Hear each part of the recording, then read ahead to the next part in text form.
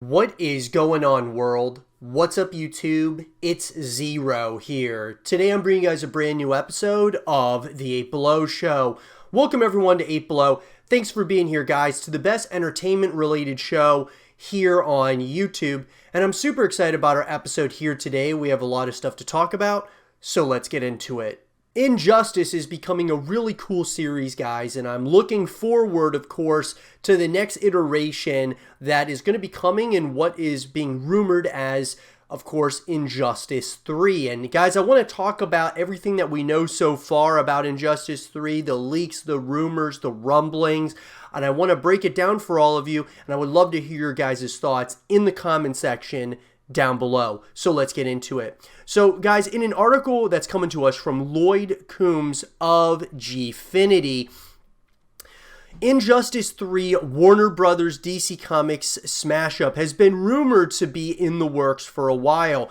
We know, for instance, NetherRealm Studios was hiring for next-gen installments of both of the studio's big two fighting game franchises, that being, of course, Injustice, guys, as well as Mortal Kombat. Now, in the latest, guys, speaking on a new Giant Bomb video, journalist Jeff Grubb has suggested that issues relating to Warner Brothers games has led to NetherRealm changing projects. It lines up with the reality, and it lines up with what I've heard, where Mortal Kombat 12 would make the most sense because that's a game they know will make money. It will sell well. Mortal Kombat 11 was great. It's doing well, but if you come out with Mortal Kombat 12, it will also sell and do well, Grubb said, speaking on the Giant Bomb.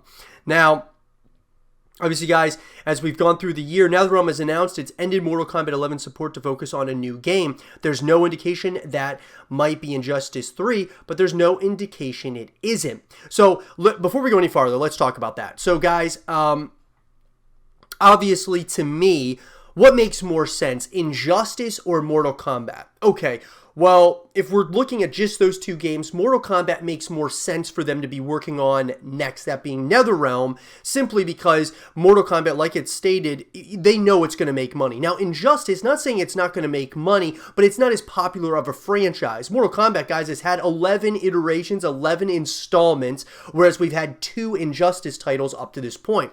You give Injustice a little bit of some more time, like a few more installments, and sure, I think it's going to start climbing the ladder as far as, you know, a title that is, you know, a legacy title, something that they want to continue for the foreseeable future.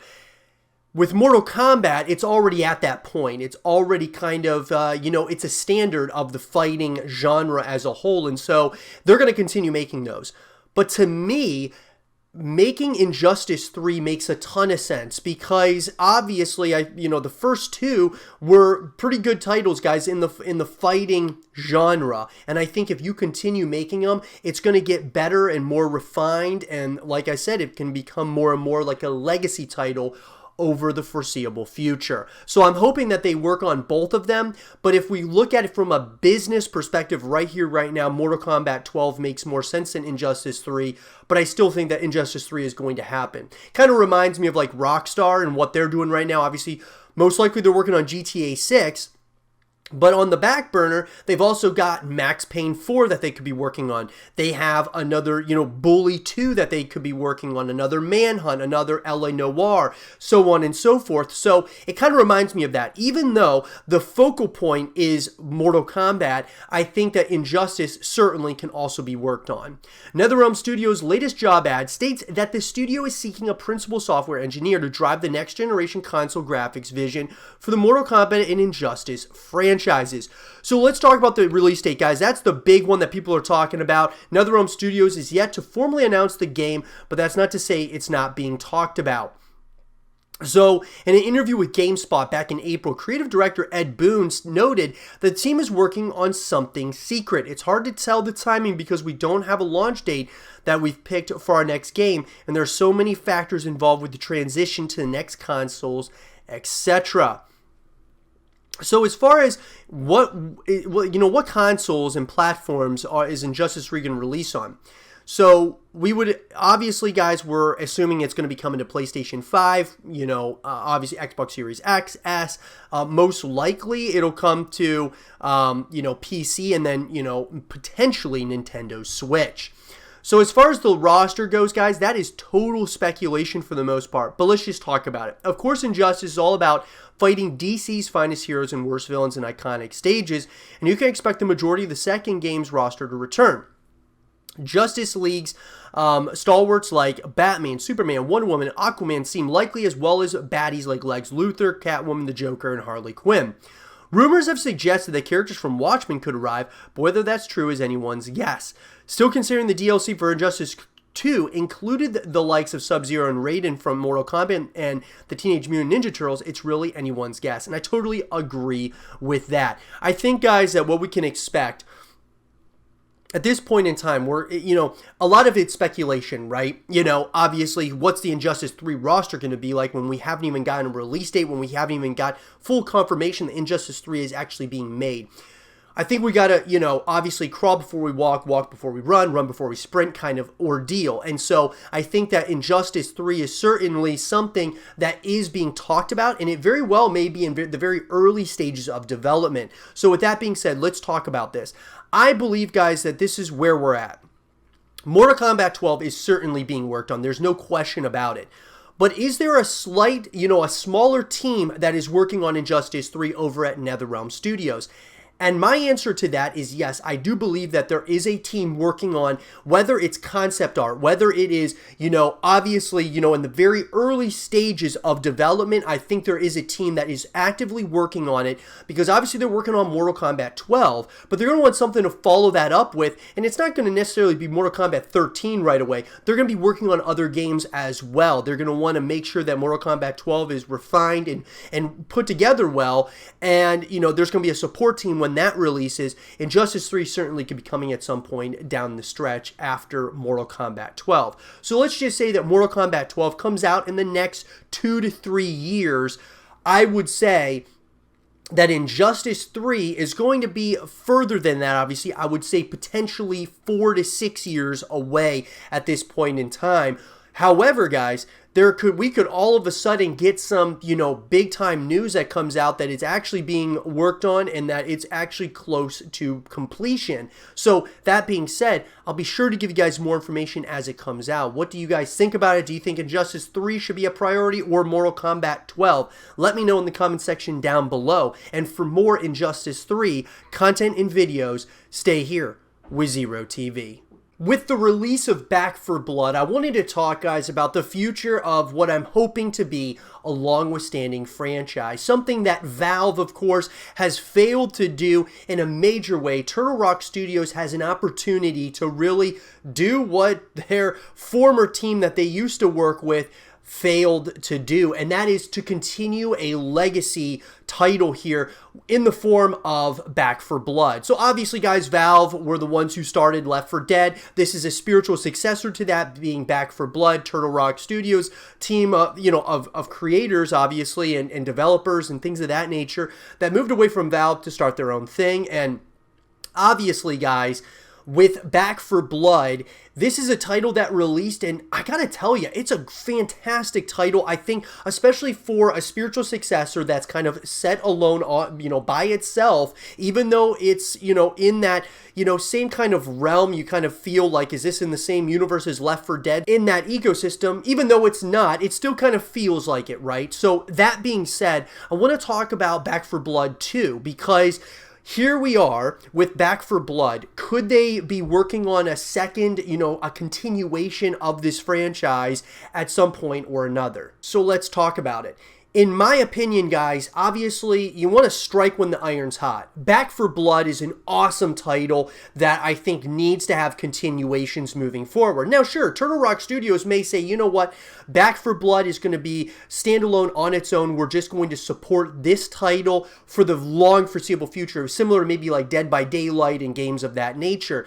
However, I feel that there's opportunity for Turtle Rock Studios to continue moving in a positive direction with Back 4 Blood, where you could continue to obviously service Back 4 Blood, but you could expand upon things in a second title.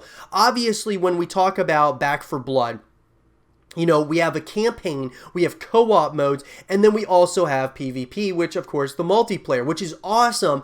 However, I would love to see a continuation of this, because a full package, guys, justifies the $60 price tag for a title, in my opinion. And I think that they're really well on their way. They've got a pretty, you know, I mean, it's not super in-depth campaign, but it's still a pretty awesome campaign, better than that of like Left 4 Dead, in my opinion. I thought that it's a lot more than just going from safe house to safe house and things of that nature. There's a little bit more of a story there, which I love. The co-op modes are awesome, and then of course PvP is going to bring you back to the experience over and over again. Now, that being said, Turtle Rock Studios probably has plans to continue, you know, expanding upon what they started here with Back 4 Blood in the form of the multiplayer and trying to bring people back over and over again. What could they do in a Back 4 Blood 2? Well, to me, guys, of course, expanding upon the lore, the campaign, that's number one that they could certainly do. Really, you know, stand alone, away from Left 4 Dead. Back 4 Blood has the opportunity to be its own thing, to really create a long-withstanding franchise here with Turtle Rock Studios. And I'm sure they realize that that's what they have here. They have a possibility, because obviously so many of us wanted a Left 4 Dead 3, and that never happened. And these guys come in and create this title, so now it's about keeping us there, right? They want this fan base to stay here, and they want us to be here for the long journey. So that being said, you could expand upon the campaign, the legacy, the lore, do things that Left 4 Dead and Valve never did. Expand upon it in a major way. Multiplayer, from a multiplayer perspective, create multiple multiplayer modes. Could you have a BR attached to Left 4 Dead? I think it's absolutely a possibility. Could you have more PvE elements where you're going up against waves and waves of enemies, kind of like Gears of War's Horde mode? Could you do some of those things to continue expanding upon this thing? I absolutely think it's possible, guys. Could you create something like a zombies mode similar to that of Call of Duty in the, you know, obviously in this universe? I think that's a real possibility as well. I think that when I look at a title like Back 4 Blood, them bringing this style shooter back, this style of a game, of a horror title, back into the fray, opens up Pandora's box to so many opportunities for Turtle Rock, and I just want to see them capitalize on it in ways that Valve failed to do. I want to see Turtle Rock take this to the next level. Whether it's in the form, guys, of Back 4 Blood 2, or if it's in the form of just them updating Back 4 Blood consistently over time. We're a number of years away, most likely, from a Back 4 Blood 2, but I do think that this is something that very well could happen at some point. There's certainly rumblings and talk that Turtle Rock Studios is already talking about the future of this franchise. And I think one of those things could very well be Back 4 Blood 2. But let me know what you guys think, though, guys. You think that Back 4 Blood 2 is a title that should happen at some point to really try to capitalize on where Valve failed? Turtle Rock could take advantage of it. What do you guys think? And what would you like to see them change here about Back 4 Blood 2 if they ever made one? What would you want added? What would you want taken away? Let me know in the comment section down below. And for more Back 4 Blood content and videos, stay here with Zero TV. With the latest major concluding, guys, in CSGO, that being the PGL major in Stockholm, I wanted to talk, guys, about Simple. This is a guy who I've talked about quite a bit as being one of, if not the greatest CSGO player of all time. I've dubbed him the greatest for quite some time. I would say probably at least a couple of years, I would say that he is the guy. That being said, though, there's been a lot of people saying that he's not the greatest ever. But now, guys, his resume is speaking for itself, and I believe that he is now officially the greatest, the greatest CSGO player of all time. So let's talk about that, guys. I'd love to hear your guys' thoughts in the comment section down below about this. So let's get into it. So, Simple, guys. Obviously, a 17 HLTV MVP. He's won a major Intel Grand Slam trophy. Guys, widely regarded as one of the greatest CSGO players of all time. The big thing for me, though, guys, was the major. You know, when he won the major most recently, okay, with Na'Vi, obviously for the major in Stockholm this year, I gotta tell you, that was kind of the icing on the cake for me when it comes to his status as a competitor. As I mean, and we just look at when we talk about these tournaments, just in 2021 winning first place, we're talking 4 times here in 2021. And it's just hard to say that there's someone else who's better than Simple at this point in time. As far as when we look at the tiers, he's done everything at this point. He has won, when we talk about a major, that was kind of the big thing that a lot of people were talking about. He hadn't won a major. And see, even for me, it was difficult giving him the nod at times for the greatest of all time when you hadn't won a major. But after he got over that hump and all the other accolades that he has, obviously, it's so overwhelming. You get to a point where you look at the long list of MVPs and all of that, and we look at the grand landscape of esports. When we look at, other traditional sports, obviously these are team sports, right? So obviously he has teammates, and a lot of it comes down to, if he's doing his job, is the other guys on the team doing their job. And the idea, though, is that even though if he doesn't have a great team, a lot of times that great player elevates his teammates to places of greatness, right? We look at, guys like LeBron James, even though there was many times where he took, the Cavaliers to the finals when there was a bunch of other almost nobodies on the team, he would carry them to the finals. And obviously he helped elevate some of those players to being, great with him. And that's something that's Simple, that was kind of a knock on Simple, because if, for a while he hadn't won a major, and people were talking about that as, if you're the greatest of all time, you have to get over that major hump. You've got to get there and win. And he has proven it, guys, at this point in time. And that's why I say that he's the greatest ever in CSGO at this point in time. We have never seen a guy like this, just absolutely dominating a scene like he has, from just a competitive perspective. He's done awesome, guys. And I believe that, like I said, he's the greatest ever in CSGO at this point in time. And I think his resume, like I said, speaks for itself. But I'd love to hear from you guys. Is Simple the GOAT in your book, in CSGO Legends? Or is somebody else the greatest in your opinion? Let me know in the comment section down below. Let's have a real conversation about it. And for more CSGO content and videos, stay here with Zero TV.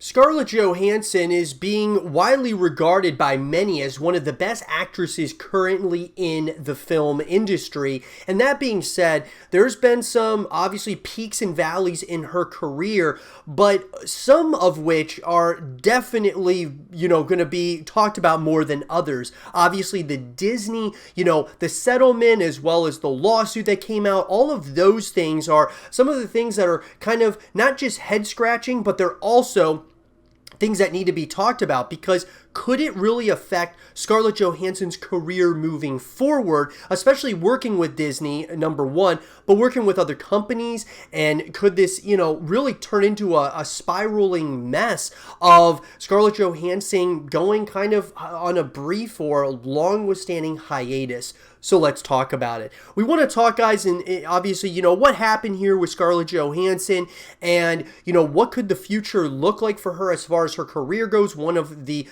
obviously she has signed some deals, guys, that has made her the highest paid actress in the industry. And that being said, that's a pretty big feat, and that's absolutely huge for the industry at large. But let's talk about it. In an article coming to us from Steven Zetchik of The Washington Post, an inevitable but notable coda to one of Hollywood's highest profile legal actions in years, Scarlett Johansson and Disney have settled the actress's lawsuit against the company. So Johansson in July had sued Disney in Los Angeles County Superior Court for releasing her Marvel film Black Widow that month simultaneously on its Disney Plus Premier Access platform, where it could be purchased for $30. The actress alleged that the shift violated her contract by potentially limiting ticket sales, depriving her of maximum bonuses from theatrical revenue that can reach as high as $30 million to $40 million. It was a rare display of a studio and one of its top stars facing off in public. So obviously, guys, regardless of, her status as being, one of the highest paid, if not the highest paid actress in the entire industry, when releasing it simultaneously, this is where we're kind of having some growing pains. Obviously, when it comes to the streaming wars, when it comes to a theatrical release, I do think that the theatrical release is starting to become not as relevant as it used to be. I think it's really awesome watching movies in the movie theaters, but it's starting to, there's obviously a significant shift over to streaming where you'll be able to purchase the movies and things of that nature. I think it's just the way of the future. And with that, though, comes growing pains. And one of those being, the legalities of releasing both on a streaming service as well as, in theaters. Obviously, a lot of these contracts, when they're signed, therefore, if she's going to make some of that profit from the theatrical release, that's going to get taken away if you're going to release it on a streaming service at the exact same time. So that being said, I'm very pleased that we have been able to come to a mutual agreement with Scarlett Johansson regarding Black Widow, said Alan Bergman, the chairman of Disney Studios Content. Johansson's case was predicated on a March 2019 email from David Galluzzi, Marvel's chief counsel, noting that Johansson's whole deal is based on the premise that the film would be widely theatrically released like our other pictures. Now, Disney countered that the actress had been paid $20 million, generally the upper limit of a Hollywood star's salary, and suggested that she had received her full pay despite the move to digital, with the ability to earn additional compensation on top of the $20 million. Black Widow has grossed just $380 million around the world, significantly less than the $1 billion or more many of Disney's Marvel movies take in, though it is hard to quantify how much that shortfall is because of the simultaneous release. Now, here's the question. Is the $380 million around the world based on just theaters, or is that theaters as well as, being released, say, from the sale of, Disney Premier Access? If it's both of those combined and obviously it equals $380 million, that's pretty tough. I mean, obviously that's a big drop from $1 billion, which is probably what was expected for Black Widow. However, if it's $380 million for the theatrical release, as well as separate is, what they made from, obviously, Disney Premier Access, that's a little bit different. And that number, I would say, is probably somewhere closer to $500 million than $380. But that being said, still the fact that it reached the lawsuit stage underscores the ferocity of the battle between talent and corporations, as each side seeks to ensure maximum profits in the shift from legacy to digital distribution. And in some cases, how much studios are eager to please Wall Street with their new streaming services, even if it means angering talent. The lawsuit is especially sad and distressing in its callous disregard for the horrific and prolonged global effects of, obviously, the pandemic. The company said in a statement at the time, the move appeared to backfire on Disney, generating a harsh chorus of criticism. Such tension is unlikely to dissipate, talent representatives say, as they and companies aim to figure out new payout structures at a time when many films go directly to streaming and don't generate documentable revenue as a theatrical release does. But they are less likely to play out as publicly as this. And that's what I'm getting at, guys.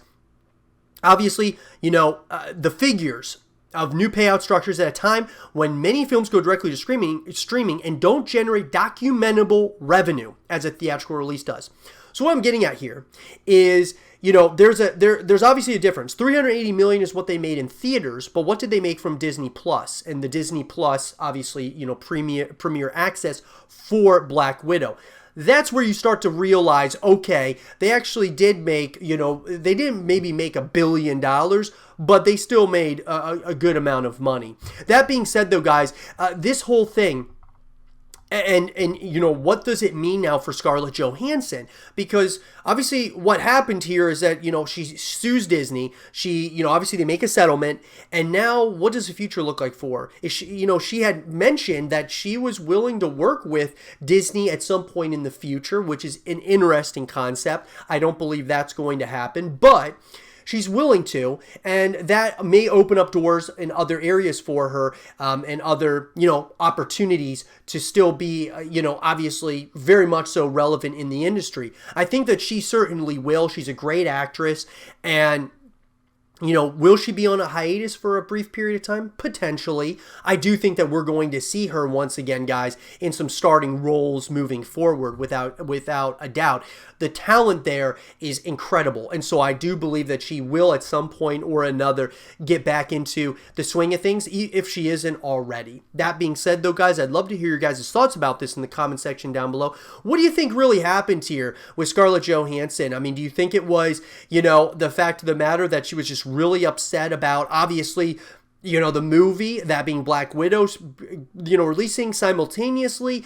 Do you think, obviously, Disney saying that they already had paid her a decent chunk of money when it was going to go to streaming as well? What do you guys think, though, about all this? I'd love to hear your guys' thoughts in the comment section down below. And for more content like this, guys, stay here with Zero TV. I'm getting excited for the upcoming Homeworld 3, and the reason for that, guys, is because obviously if you followed my YouTube channel, you know that this channel started as a StarCraft 2 casting channel, and obviously I've got a lot of ties to the RTS genre. It's something I love and I have a lot of passion for, and obviously Homeworld 3 is going to be one of the newest titles in the RTS genre. So I want to talk about everything that we know so far about this title. We can break it down, and I would love to hear your thoughts in the comment section down below. So let's get into it. In an article written by Ralston Dakane of DBL Tap, Homeworld 3's release date is set for 2022. Even though it's not set in stone, Blackbird Interactive and Gearbox Publishing have shared a general window for when the game is expected to arrive. After initially being revealed during the E3 Gearbox presentation as the series' first mainline game officially in production since 2003, the details surrounding Homeworld 3 has remained a hot topic in the gaming world in recent weeks. So according to Blackbird Interactive and Gearbox Publishing's website, Homeworld 3 remains to have an estimated release target of Q4 2022. So thanks to a successful FIG crowdfunding campaign, Homeworld 3 is in the midst of its production, with Gearbox and Blackbird Interactive looks to deliver the long-awaited next chapter of the beloved spacefaring RTS franchise. So from the title story to its fully 3D combat and classic RTS elements, Blackbird Interactive is focusing on returning the series to its roots. Here is Blackbird Interactive's official synopsis.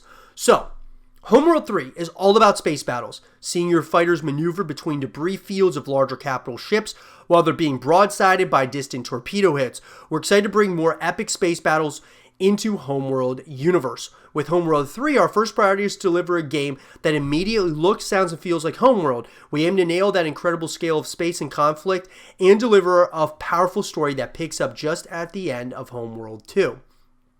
So, that being said, guys, full disclosure, I have not played the first two Homeworld titles, but I plan on playing those very, very soon. Because obviously when Homeworld 3, we started hearing the rumblings of it, it got me kind of interested. Obviously hearing about this RTS title and that it's, it's going to be coming and they're trying to go back to the roots. I definitely want to try out the first couple of titles because this sounds pretty awesome. When we talk about space battles, it reminds me of like StarCraft. And so I'm really excited about that. I'm excited to see kind of what that really looks like in the form of Homeworld 3. It looks like it's been something that's been in development for a long time.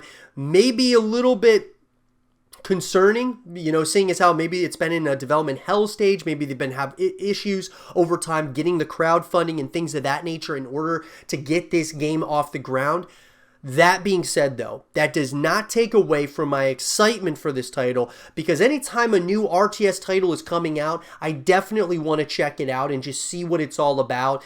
Sure, nothing has ever felt like StarCraft since StarCraft 2, in my opinion, when it comes to the RTS genre as a whole. However, I certainly think that this has an opportunity because obviously they haven't made a StarCraft 3 over at Blizzard. They haven't, made some of these other titles moving forward in the RTS genre. So this gives them a great opportunity, in my opinion, to create something that could be special. But let me know, guys, what do you think about Homeworld 3? Are you guys excited about it or are you not excited about it?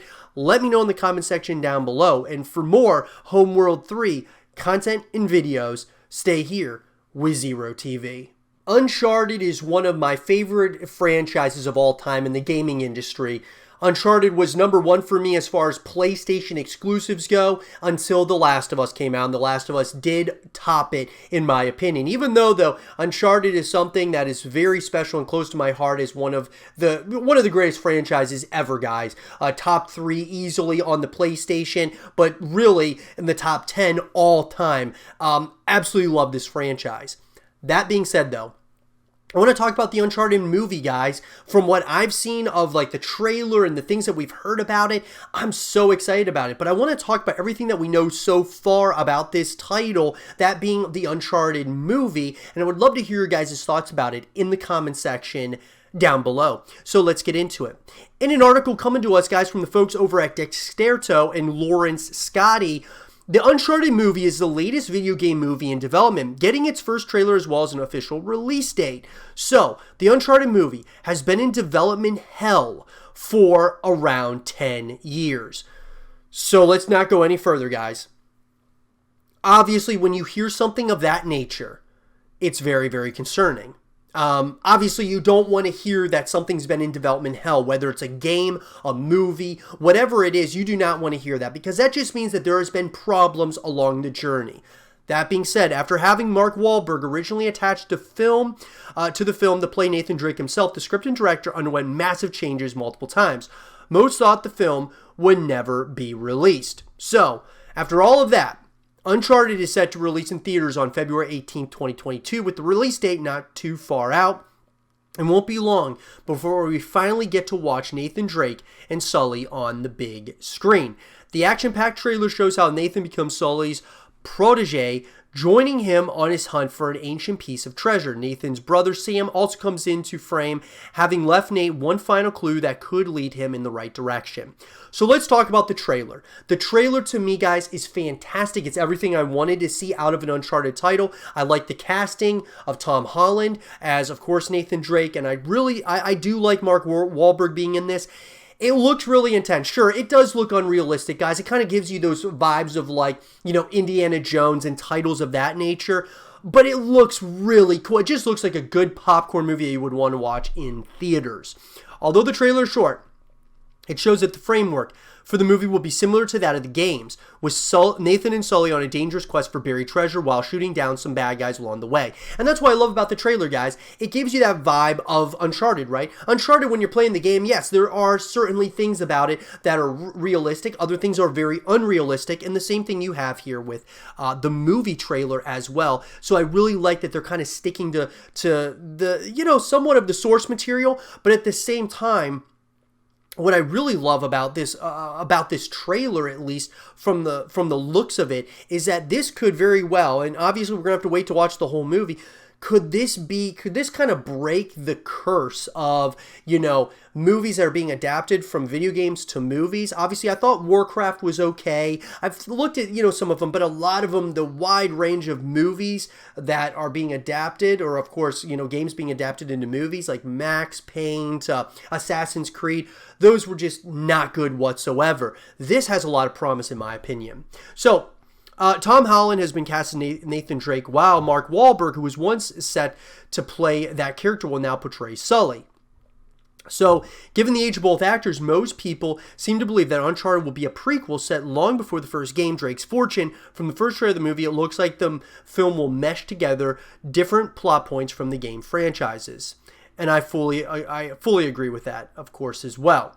Now, obviously, popular Spanish Twitch streamer El Rubius shocked the world when he revealed that he will be starring alongside Spider-Man actor Tom Holland in the upcoming Uncharted movie, which is really interesting. To make things even crazier, Twitch and YouTube icon Ruben Douglas Gunderson, better known as El Rubius and El Rubius OMG, will be in the flick, which is exciting. I gotta say, guys, after 1 year, I can tell you that I participate in the new Tom Holland movie, Uncharted, and I'll do a great NPC role with my granny hair. So really, that's kind of exciting, guys. I'm not going to lie. I'm pretty excited about that. Obviously, the trailer looks really, really cool in my opinion, and we've already kind of talked about that.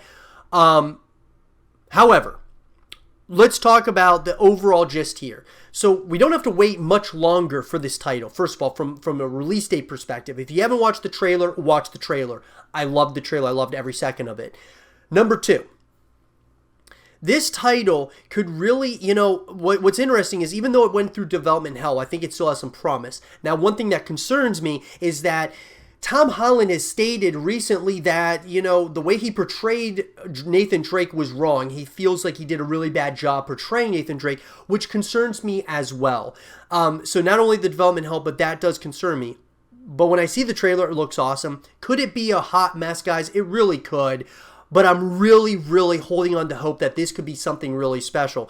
When you see Mark Wahlberg in another video game adaptation, it does concern me. Because obviously the last time was Max Payne. He played as Max Payne, and I love Max Payne. It's one of my favorite, video game franchises out there. And I felt like that movie was just such a huge misfire. Could this be something, though, that is really special? I think it's got possibility and potential, guys. What do you think, though? Let me know in the comment section down below. Is this going to be is this going to kind of rewrite the ship when it comes to video game adaptations into movies, or do you think it's going to be something that's just going to be a dumpster fire? Let me know in the comment section down below. And for more Uncharted content and videos, stay here with Zero TV. And with that being said, everyone, I hope you guys did enjoy this episode of the 8 Below Show. And if you guys did, leave a thumbs up, subscribe if you're new, stay positive, and as always, I'll talk to you guys all in the next one. Peace.